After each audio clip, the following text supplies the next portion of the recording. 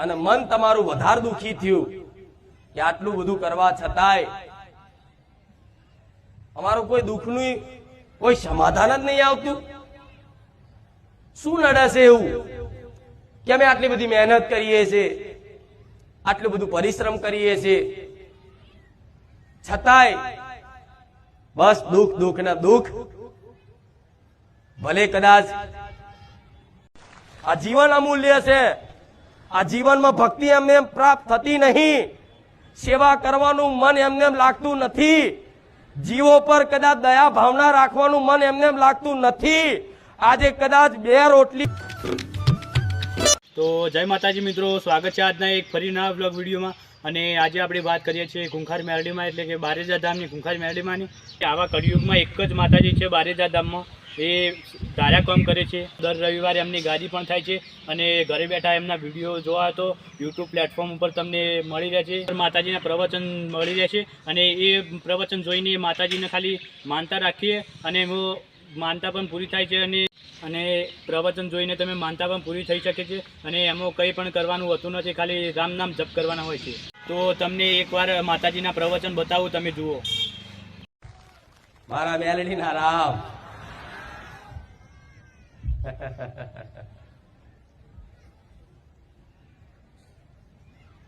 બહુ ભટક્યા, બહુ રખડ્યા, મંદિરો મંદિરો ભૂવા ભૂવા ભટક્યા, છતાંય સમય બરબાદ થયો, પૈસા બરબાદ થયા અને મન તમારું વધારે દુખી થયું કે આટલું બધું કરવા છતાંય અમારું કોઈ દુઃખનું કોઈ સમાધાન જ નહીં આવતું.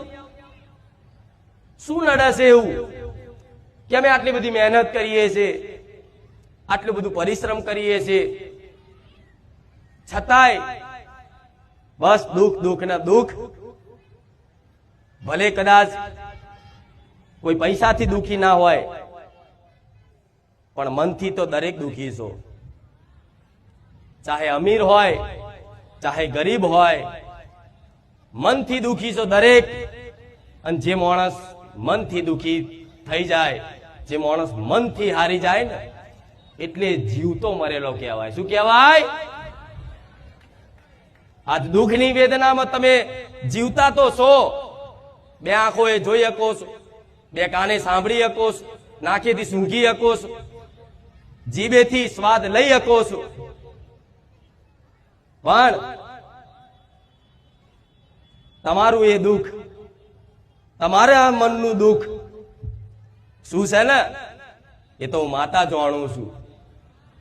કે રોજ જીવતા મરો,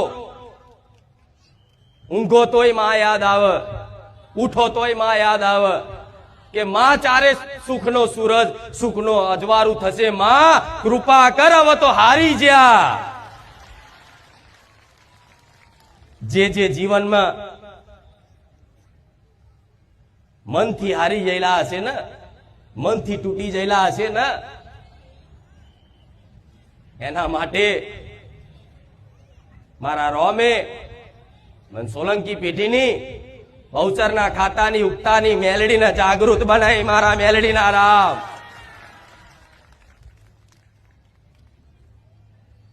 કે હારેલાને જીતાડું હે મેલડી, મરેલાને જીવનદાન આલું હે મેલડી. આ જીવન અમૂલ્ય છે, આ જીવનમાં ભક્તિ એમને એમ પ્રાપ્ત થતી નહીં, સેવા કરવાનું મન એમને એમ લાગતું નથી, જીવો પર કદાચ દયા ભાવના રાખવાનું મન એમને એમ લાગતું નથી. આજે કદાચ 2 રોટલી કે 11 રોટલી ગાયને ખવડાવો છો ને, તો મારો રોમ તમારી પર રીઝ્યો છે, મોની લેજો. તમારી કુળદેવી તમારી પર પ્રસન્ન થઈ છે, એવું મોની લેજો. દુઃખ તો ગોડા જીવનમાં આવતા જતા રહેશે. મોટા મોટા રાજા મહારાજાઓને દુઃખ વેઠવા પડ્યા છે, તો તમે જઈ ખેતની મૂડી છો. મોટા મોટા રાજા રજવાડાઓને દુઃખ વેઠવા પડ્યા છે. ધરતી પર ખુદ ભગવાને અવતાર લીધો, ભગવાનને ખુદ જંગલમાં કોટા વાગેલા છે, ભગવાન ખુદ રોયેલા છે. તો ભગવાન અવતાર લઈને દર્શાવે છે કે આ સંસાર છે ને, આ સંસાર કર્મ ભૂમિ છે. જેવા જેવા કર્મો કરશો ને એનું ફળ તમને મળશે. આ તમે જો સારું કરતા હશો ને તો ચિંતા કરવાની જરૂર નહીં, દાડા ગણવાની જરૂર નહીં. આંખો બંધ કરીને રોમ ભરોસે જેટલું થાય એટલું પુણ્યદાન તમારી જોડે હોય ને 20 રૂપિયા તો એના 1 રૂપિયાનું કદાચ ચોક જીવો પાછળ સેવામાં વાપરી નાખજો. મારો ભગવાન બેઠો છે, હિસાબ કરશે. હિસાબ તમે ના રાખતા, દાડા તમે ના ગણતા. તમારો અધિકાર બને છે. તમે નહીં માગો ને તોય ભગવાન આલશે. સંકેત તમારો અધિકાર બને છે. કોઈ ઈચ્છા છે દુઃખ આવે જીવનમાં? તમે ઈચ્છા કરો છો ક્યારે કે મારા જીવનમાં દુઃખ આવે? છતાંય તે તમારી રજા લેવા રહેશે દુઃખ? આવી જાય તરત, કયા ટાઈમે, કયા સમયે, કયા ચોગડે ચમનું પલટું વાગી જાય ખબર ના પડે. રાતે તો હસતા હોય ને બીજે દાર તો ચોય દવાખાનામાં આઈસીયુ દાખલ કર્યા હોય. પૂછીને આવે છે દુઃખ? નહીં આવતું ને? તો વગર આમંત્રણે દુઃખ આવી જતું હોય તો વગર આમંત્રણે સુખ ના આવે? પણ ભરોસો નહીં એટલે. પણ જો ભરોસો રાખી લો આ કર્મની ગતિ પર કે આજે અમે સારું કરીએ છીએ ને, અમે કદાચ પુણ્યદાન કરીએ છીએ ને તો આગળ જતા અમને સુખ આવશે. માં અમને વિશ્વાસ છે.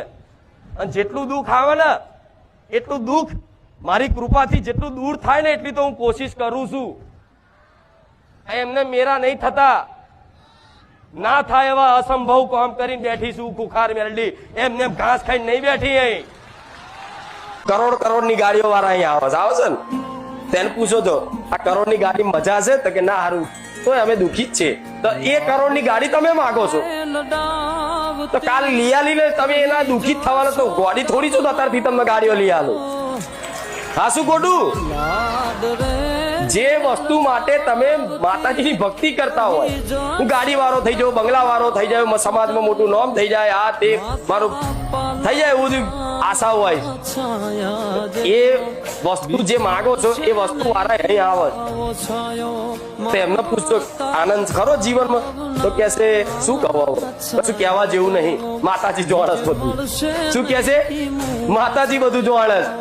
તો મારે એવું વસ્તુ આલવું છે કે જે કાયમ માટે તમારા જીવનમાંથી દુઃખ દૂર એકદમ થઈ જાય, એનો અભાવ થઈ જાય. મારે એ સુખ આલવું છે જેની હજુ કલ્પના નહીં કરી. અને એ સુખ ખાલી મારા એકલા શરણમાં નહીં, ખાલી મારા ધામમાં નહીં, તમારા ઘેર 4 ધામની યાત્રાઓ કરો ને એવી તમારી માં કુળદેવી બેઠી છે, ભગવાન જેવી. જે દ્વારકામાં દ્વારકાધીશ બેઠા, મહાકાલમાં ઉજ્જૈનમાં મહાકાલ બેઠા, એવા બધા ધામોમાં માતાજી ભગવાન છે ને, એ બધા ધામનું સુખ તમારા કુળદેવીના દીવામ છે. વિશ્વાસ રાખજો. તમારા બલથી કદાચ તમે કોઈ પણ વસ્તુ ત્યાગ ના કરી શકતા હોય તો મારા જેવી માતાના બારે જઈ ચરણોમાં સમર્પિત થઈ અને કહેવાય કે માં તારા કીધા અનુસાર હવે માં જીવન જીવવું છે.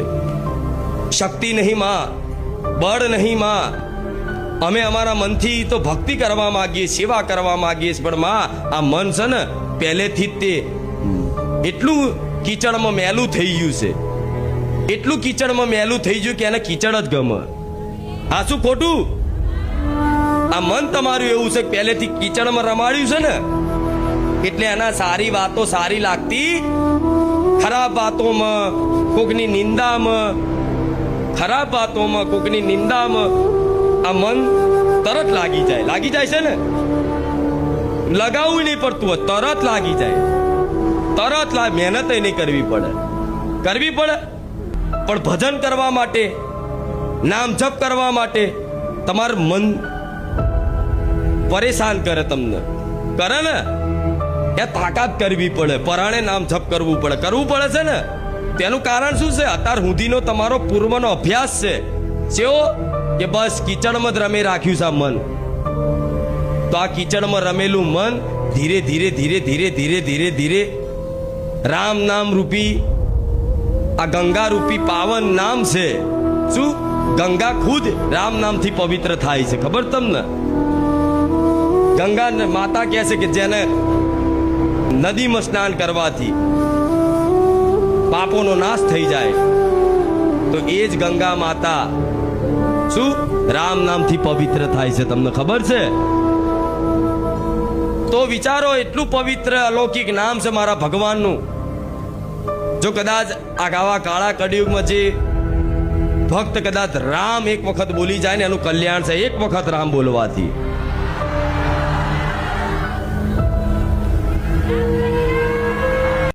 તમને બનાવનાર ભગવાન છે, તમારી અંદર ભાવનાઓ આલનાર ભગવાન છે. તો શું એ ભગવાનના જીવોની દયા નહીં આવતી હોય? આટલી બધી ગાયો પીડાય છે, આટલા બધા કૂતરા પીડાય છે, આટલા બધા જીવ જંતુઓ મરે છે, તો શું ભગવાનને દયા નહીં આવતી હોય? આટલા લોકો માંસ મટન કાપી કાપીને બાફીને ખાય છે, તો શું ભગવાનને દયા નહીં આવતી હોય? એ ધારા તો માંસ મટન ખાવા વાળાને એક સેકન્ડમાં એનું પૂરું કરી નાખે એ મારો રામ છે. પણ જો કદાચ એક મનુષ્યની અંદર કોઈ પીડા જોઈ અને હૃદય વિચલિત થઈ જતું હોય, મન દુખી થઈ જતું હોય, એને દુખી જોઈને તમે દુખી થઈ જતા હોય, તો એ બધાની અંદર હૃદય આલનારો વિશાળ હૃદય વાળો મારો રામ છે. શું એને દયા નહીં આવતી હોય? એમને દયા આવે છે.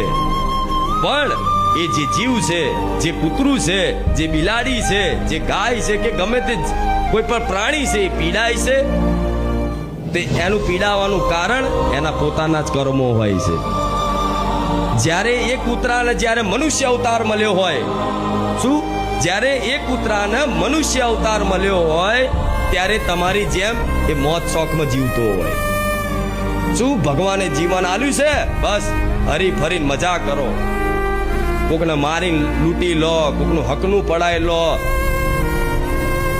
કોકના નેહાકા લો, ચોરી કરો, બેમાની કરો, આડોરું માંસ મટન ખાઓ, દારૂ પીવો અને અધર્મના આચરણો કરતા થઈ જાય, શાસ્ત્ર વિરુદ્ધ આચરણો કરતા થઈ જાય, ત્યારે ભગવાન જોતા જ હોય કે આ જીવને જો મનુષ્ય અવતાર મળ્યો, શું મારી કૃપાથી ફરી એક વખત એને આ દુઃખના ચક્કરમાંથી દુઃખ મુક્ત થવા માટે મેં અવતાર આલ્યો. પણ એક વખત મારું જીવનમાં નોમ નહીં લીધું એણે, એક વખત મારી બાજુ સન્મુખ નહીં થયો, એક વખત દિલથી મને પ્રાર્થના નહીં કરી, અને બસ જીવન એક વાર મળ્યું છે એમ કરી અને અધર્મના આચરણો કરે છે. અધર્મના આચરણો કોને કહેવાય તમને બધાને ખબર પડે છે કે કોને હારું પાપ ને કોને પુણ્ય કહેવાય, બધાની અંદર સમજ છે. અને કોઈને જ્ઞાન ના હોય ને તો અંતર આત્મા બોલે છે કે આ સાચું કા ખોટું બોલે છે ને.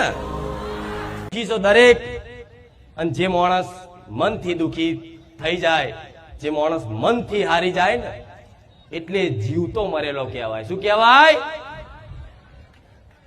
આજ દુઃખની વેદનામાં તમે જીવતા તો છો, બે આંખોએ જોઈ શકો છો, બે કાને સાંભળી શકો છો, નાકેથી સૂંઘી શકો છો, જીભેથી સ્વાદ લઈ શકો છો, પણ તમારું એ દુઃખ, તમારા મનનું દુઃખ શું છે ને, એ તો હું માતા જાણું છું કે રોજ જીવતા મરો, ઊંઘો તોય માં યાદ આવે, ઉઠો તોય માં યાદ આવે કે માં ચારે સુખનો સૂરજ, સુખનો અજવાળું થશે, માં કૃપા કર હવે તો હારી જ્યા. જે જીવનમાં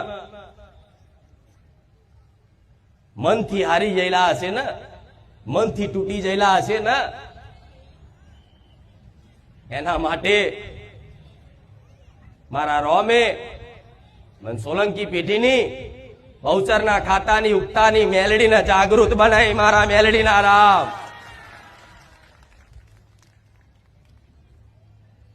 કે હારેલાને જીતાડું હે મેલડી, મરેલાને જીવનદાન આલું હે મેલડી. આ જીવન અમૂલ્ય છે, આ જીવનમાં ભક્તિ એમને પ્રાપ્ત થતી નહીં, સેવા કરવાનું મન એમને લાગતું નથી, જીવો પર કદાચ દયા ભાવના રાખવાનું મન એમને લાગતું નથી. આજે કદાચ 2 રોટલી કે 11 રોટલી ગાયને ખવડાવો છો ને તો મારો રોમ તમારી પર રીઝ્યો છે, મોની લેજો. તમારી કુળદેવી તમારી પર પ્રસન્ન થઈ છે એવું મોની લેજો. દુઃખ તો ગોડા જીવનમાં આવતા જતા રહેશે, મોટા મોટા રાજા મહારાજાઓને દુઃખ વેઠવા પડ્યા છે તો તમે જઈ ખેતની મૂડી છો. મોટા મોટા રાજા રજવાડાઓને દુઃખ વેઠવા પડ્યા છે. ધરતી પર ખુદ ભગવાને અવતાર લીધો, ભગવાનને ખુદ જંગલમાં કોટા વાગેલા છે, ભગવાન ખુદ રોયેલા છે. તો ભગવાન અવતાર લઈને એ દર્શાવે છે કે આ સંસાર છે ને. અને એકવાર તમે જરૂરથી ટ્રાય કરજો. રામ રામ. અને અમારો બ્લોગ ગમે તો લાઈક શેર સબસ્ક્રાઈબ કરજો અને કોમેન્ટમાં જરૂરથી જણાવજો બ્લોગ કેવો લાગ્યો. રામ રામ. કરોડ ની ગાડીઓ વાળા અહીંયા આવે છે ને, તેને પૂછો તો આ કરોડ ની ગાડી મજા છે તો કે ના હારું, તો અમે દુખી જ છે. તો એ કરોડ ની ગાડી તમે માગો છો તો કાલ લઈ આલીને તમે એના દુખી જ થવાના, તો ગાડી થોડી છો તો અત્યારથી તમને ગાડીઓ લઈ આલો.